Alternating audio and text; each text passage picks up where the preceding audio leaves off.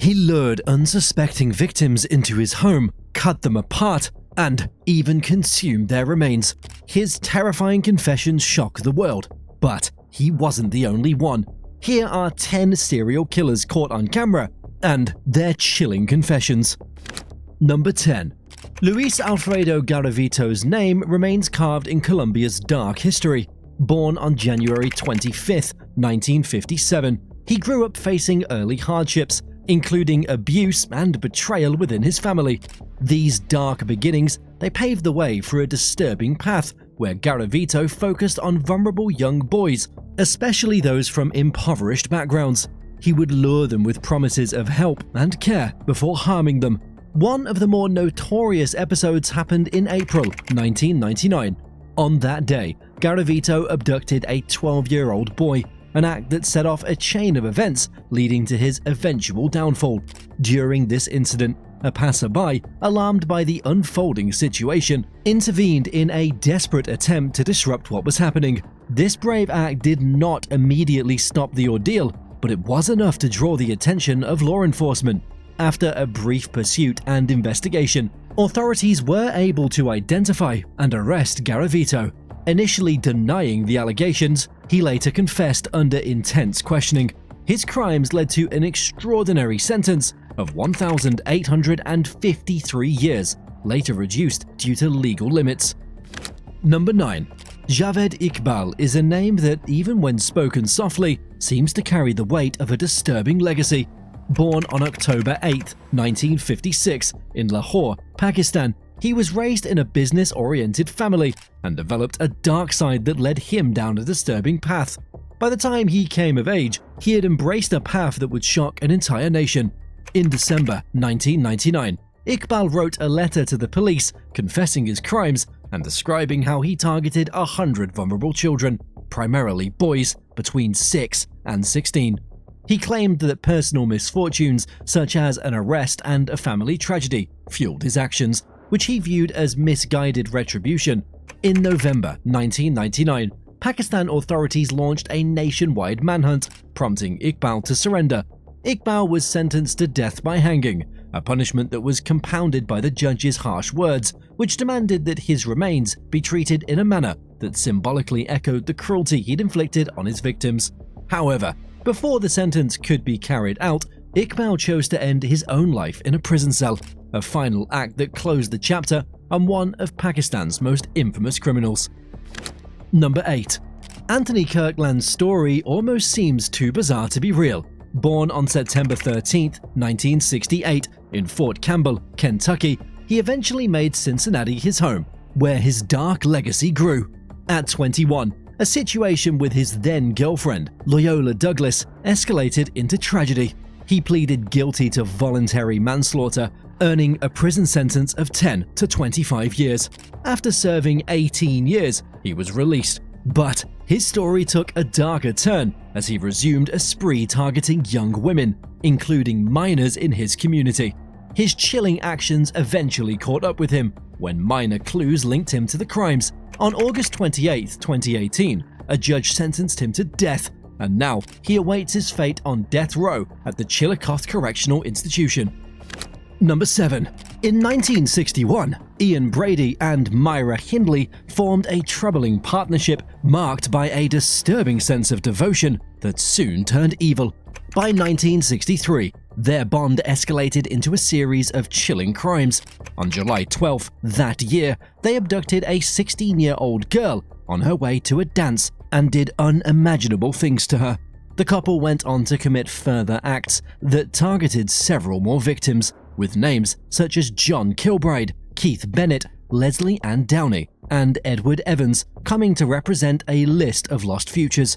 Each incident added another chapter to a story that was already too disturbing to recount in detail. In the end, authorities apprehended the pair. Brady and Hindley received multiple life sentences. Ian Brady eventually passed away on May 15, 2017 due to complications from a respiratory illness, while Myra Hindley departed this world on November 15, 2002, succumbing to bronchial pneumonia. Number 6. Albert Fish's story is one that continues to send shivers down the spine. Born in Washington, D.C. on May 19, 1870, his early years were marked by hardship and by loss, setting the stage for a troubled adulthood. Enduring mistreatment in an orphanage, Fish developed an unsettling sense of reality that led him down a path of moral decay. As an adult, he engaged in disturbing activities that shocked society, targeting vulnerable orphans. In 1928, he deceived a trusting family with a plan that concealed his true motives. He invited a young girl to a celebratory family event, and that was the last she was seen. He then wrote a letter to the family in which he recounted his actions in a disturbingly matter-of-fact tone. Ultimately, his actions could not be ignored by the law. In 1936, he was sentenced to death and executed by electric chair. Number 5. Ted Bundy was a notorious criminal who concealed his dark nature behind charm and sophistication. Born in Vermont, Bundy looked every bit the gentleman, boasting good looks and a psychology degree from the University of Washington. In the early 1970s, he embarked on a criminal career that shocked the nation.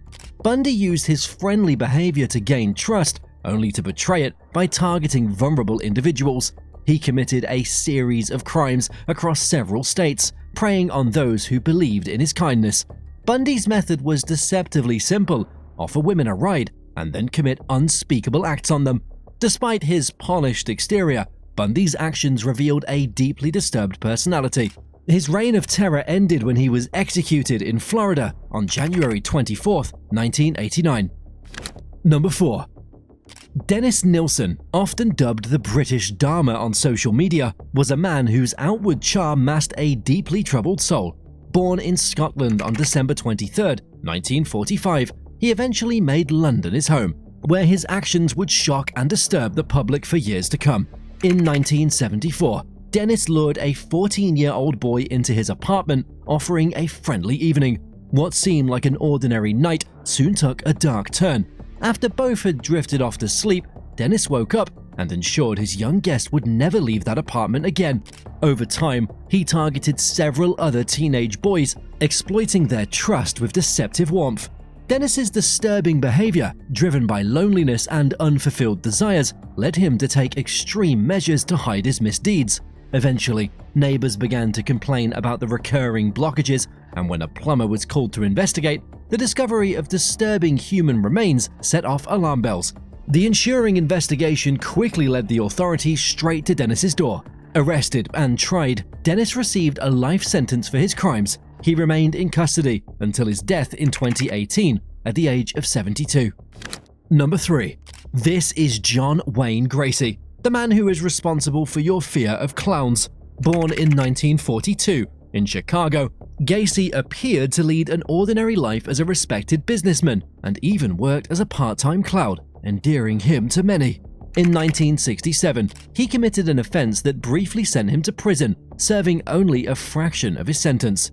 After his release, Gacy's behavior took a darker turn as he exploited vulnerable boys, managing to hide his evil actions behind a facade of comedy and clownery.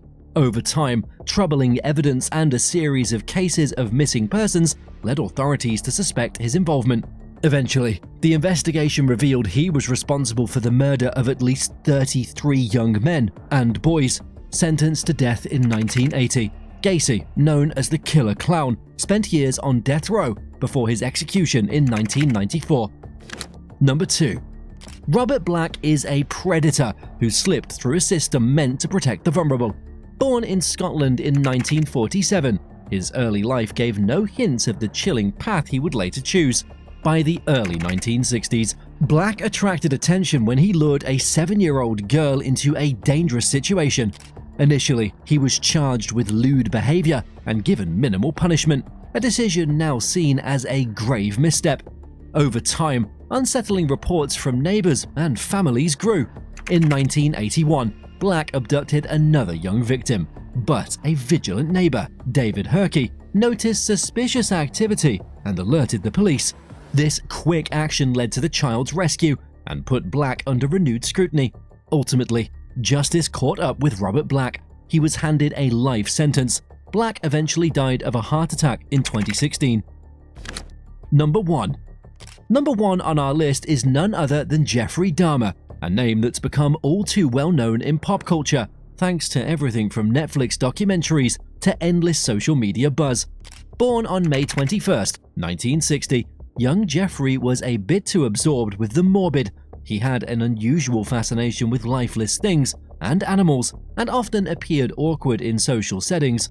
As he matured, personal challenges and alcohol use only deepened his inner struggles. Over time, he was implicated in the deaths of more than 16 men, a number that includes victims barely in their teens. Despite the gravity of his actions, Dahmer managed to keep a low profile for quite some time, allowing him to continue his spree undetected. His approach was disarmingly simple. He would win your trust with charm before luring you into his house. What's particularly chilling about Dahmer's story is the severity of his actions and the bizarre way he rationalized them. He confessed that he ate the remains of his victims to establish a twisted sense of closeness with them. In 1991, after a break in the case when one intended victim managed to escape, authorities finally acted. Dahmer was arrested and later sentenced to multiple life terms. And that was 10 serial killers who targeted the young and vulnerable. If you enjoy stories that chill you to your core, like the channel, subscribe, and check out our other videos. Thanks for watching, and we'll see you next time.